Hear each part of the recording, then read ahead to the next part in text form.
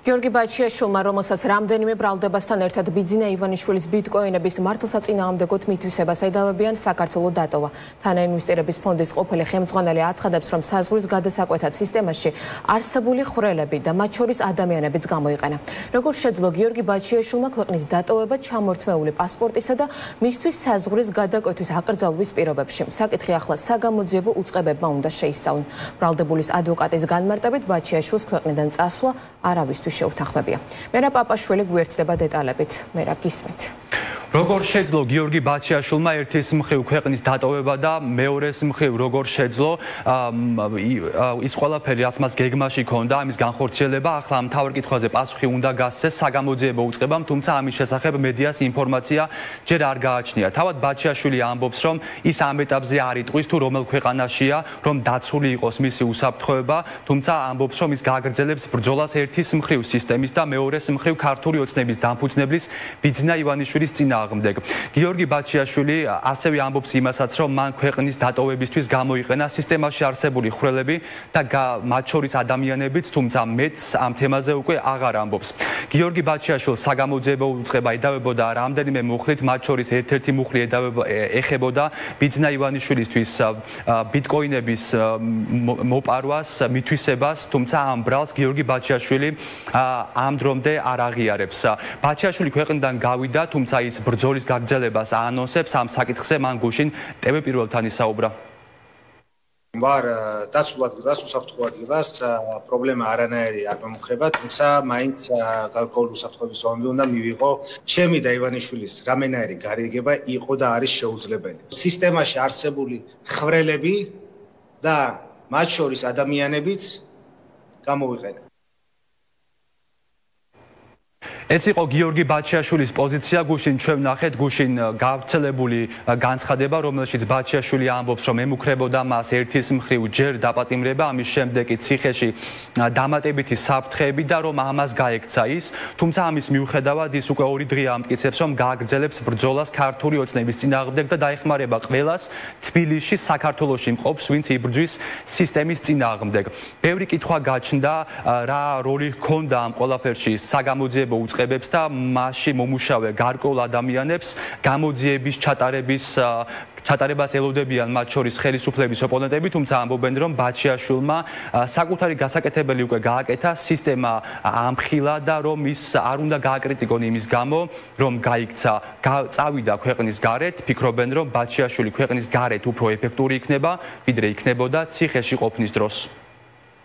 რომელიც თითქოს საქართველოში არასდროს არაფერს არ შეულობდა, დაწერა ბრალში, რომ მინიმუმ 2 მილიარდ ნახევარი ლარი გამოიმუშავა მხოლოდ გდანში ქარხანა ბიტფურში. ჩემთვის მართლა გაუგებარია, როგორ ხდება, რომ არ ვიცი ეს საზღვრები ისეა მოშლილი, რომ ვერ აკონტროლებენ, მაგრამ ულოცავ ბაჩიაშვილს, რომ გაიქცა ოლიგარქის სასამართლოს და ოლიგარქის, ასე ვთქვათ, ტყვეობას და მძევლობას. პირადად ვიცნობდი ივანიშვილს და მქონია ურთიერთობა. და როცა ხედავ ადამიანი, რომელთანაც გააქვს რაღაცა ურთიერთობა, იქცევა უბრალოდ ცუდად, შენ გააქვს პასუხისმგებლობა ეს ხებსაც გააგებინო და ბაჩიაშვილმა თავისი წილი, ესე ვთქვათ, მოვალეობა ამ თვალსაზრისით შეასრულა და იმის იქით ახლა მე არ ამგონია, რომ მას მანდამაინც უნდა მოვთხოვოთ, რომ შეასკდეს რეჟიმს. გუშინდელ ხტომაზე გიორგი ბაჩიაშვილის საქმის პროკურორმა აღნიშნა, რომ დაინტერესდებიან ბუნებრივია, როგორ დატოვა ბაჩიაშვილმა ქვეყანა და ალბათ ამ კითხვებზე პასუხისგაცემას ჩვენ ველოდებით უახლოეს საათებში საგამოძიებო უწყების მხრიდან. თავად ბაჩიაშვილი საქართველოში რამდენიმე კომპანიაში ფლობს წილებს, არის ასევე გენერალური დირექტორი. რაც შეეხება ბრალს, რომელიც აქვს მას წაყენებული, 2 მუხლია ასეთი, ორივეზე შეფარდებული აქვს მას აღკვეთი ღონისძიება, ერთ-ერთი ეხება ბიძინა ივანიშვილის მიერ წამოწყებულ დავას, ივანიშვილი ბაჩიაშვილს ედავება კრიპტოვალუტის მითვისებას, რომელიც ივანიშვილის მტკიცებით მაშინ, ანუ რამდენიმე წლის წინ 43 მილიონ დოლარს შეადგენდა.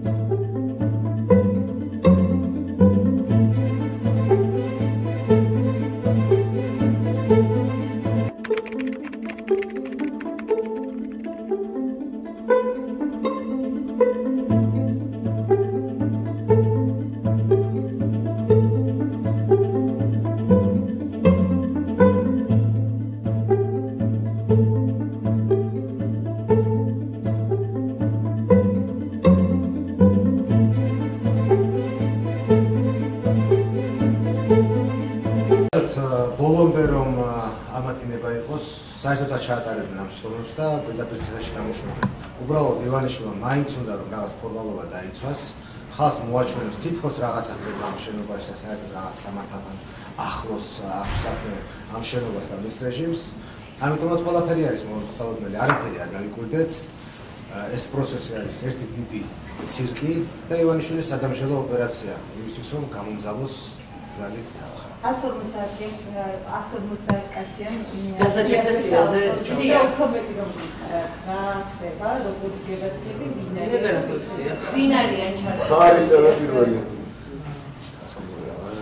არა 150 კაციან ვისი ხოჭეა პირველი ხარი ამ სიაზე მე მაქვს ინფორმაცია მე ვერ დავასახელებ სახელს და გვარებს საიდან მაქვს ეს ინფორმაცია თუმცა შეგმიდან არის და მიდის მუშაობა იმაზე რომ გამოავლინონ ბოლომდე ის ხალხი ვისი დაჭერის შემთხვევაშიც მათი აზრით ჩაირშობა საყოველთაო პროცესი. არიან ბიზნესმენები, პოლიტიკოსები, აქტივისტები, ვინ არიან? ბიზნესმენებიც, აქტივისტებიც, პოლიტიკოსებიც, კულტურის სფეროს მოღვაწეებიც. ყველა ის ადამიანი, ვინც დასრულებინეთ ვერ მოვჭრით.